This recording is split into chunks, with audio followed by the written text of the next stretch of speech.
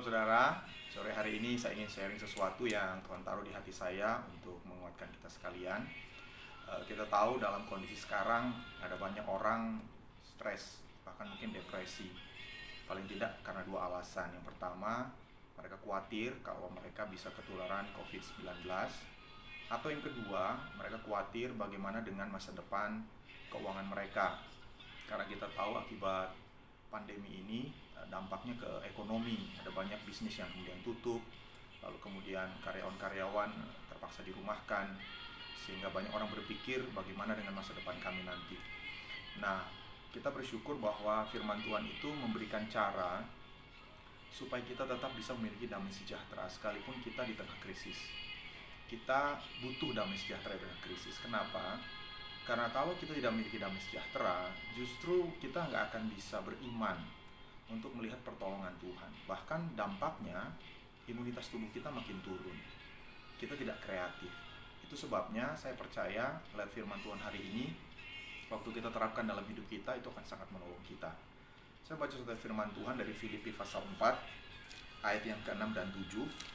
Filipi ini surat yang ditulis Rasul Paulus ketika Rasul Paulus ada di dalam penjara. Dan kita tahu penjara zaman dulu itu sangat tidak nyaman. Paulus juga masuk penjara bukan karena dia berbuat dosa, berbuat jahat, berbuat kriminal, justru karena diberitakan firman Tuhan. Dan di tengah penjara dia berkata seperti ini. Dari ayat 4, bersukacitalah senantiasa dalam Tuhan, sekali lagi kukatakan bersukacitalah. Dari ayat ini kita pelajari bahwa sukacita itu sesuatu yang harus kita putuskan. Sukacita itu tidak tergantung oleh situasi sekitar. Sukacita itu bisa tetap kita miliki sekalipun kondisi tidak seperti yang kita inginkan, tidak nyaman. Dan sukacita itu salah satu buah roh, itu pekerjaan Roh Kudus di dalam diri kita. Saya lanjutkan, hendaklah kebaikan hatimu diketahui semua orang, Tuhan sudah dekat. Nah, poin saya, janganlah hendaknya kamu khawatir tentang apapun juga, tetapi nyatakanlah dalam segala hal keinginanmu kepada Allah dalam doa dan permohonan dengan ucapan syukur. Damai sejahtera Allah yang melampaui segala akal akan memelihara hati dan pikiranmu dalam Kristus Yesus. Jadi Rasul Paulus berkata, kita bisa memiliki damai sejahtera, kita bisa tidak khawatir, kita bisa bersukacita. Dan kuncinya di ayat yang ke-8. Jadi akhirnya saudara-saudara, semua yang benar, semua yang mulia, semua yang adil, semua yang suci, semua yang manis, semua yang sedap didengar, semua yang disebut kebajikan dan patut dipuji, pikirkanlah semuanya itu. Jadi kuncinya adalah di pikiran kita. Kalau kita bisa memikirkan hal-hal yang baik, kita bisa memikirkan hal-hal yang benar, yang mulia, yang adil, yang suci, dan seterusnya, maka kita akan memiliki damai sejahtera. Dan satu hal yang baik mengenai pikiran manusia adalah pikiran kita tidak bisa memikirkan dua hal pada saat bersamaan. Kalau kita memikirkan hal yang positif, maka semua pikiran negatif akan hilang. Kalau kita memikirkan hal yang baik, maka semua hal yang buruk akan hilang. Itu sebabnya kita perlu tahu caranya bagaimana kita selalu memikirkan hal yang baik. Nah, di Yosua 1 ayat yang ke-8, firman Tuhan mengajarkan tentang perenungan. Waktu kita merenungkan, nanti apa yang kita renungkan kita akan lihat, maka pikiran kita itu akan dikuasai oleh hal-hal yang kita renungkan. Nah, merenungkan itu bukan sesuatu yang gampang. Merenungkan itu tidak sama hanya dengan berpikir, tapi lewat perenungan pikiran kita itu bisa kita kuasai.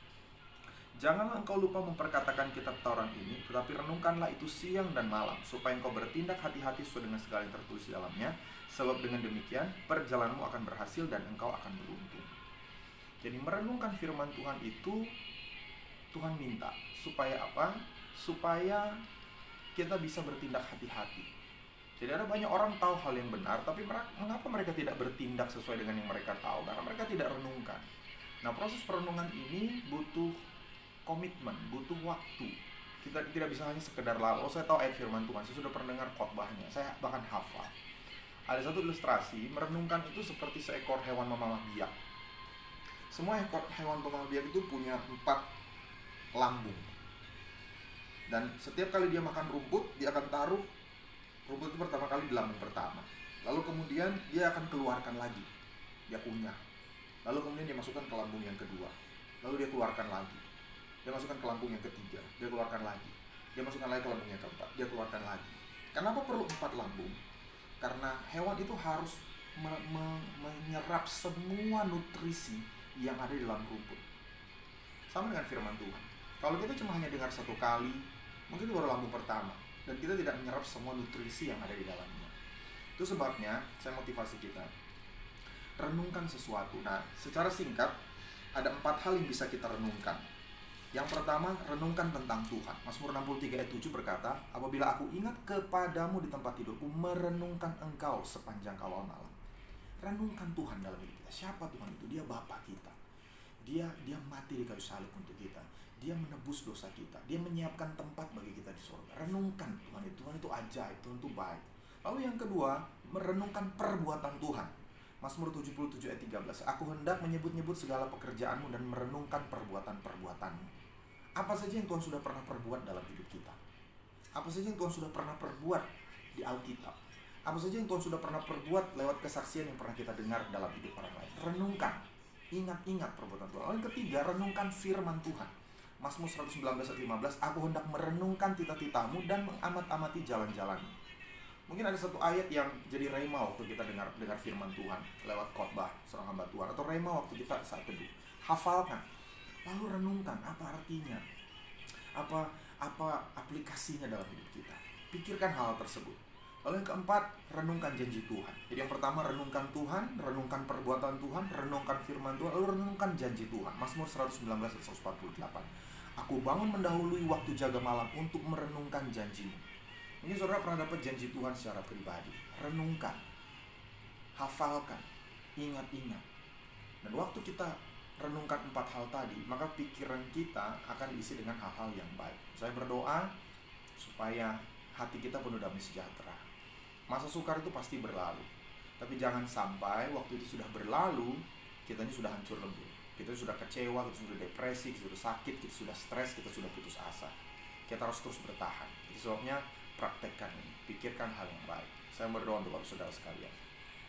Bapa di sorga, kami bersyukur untuk firman-Mu yang mengajari kami bagaimana kami bisa memiliki damai sejahtera, sukacita, dan tidak khawatir di masa krisis Tuhan. Tolong kami supaya kami bisa mengisi pikiran kami dengan yang baik, yang benar, yang mulia, yang adil, yang suci, yang manis, yang sedap didengar, yang disebut kebajikan dan patut dipuji.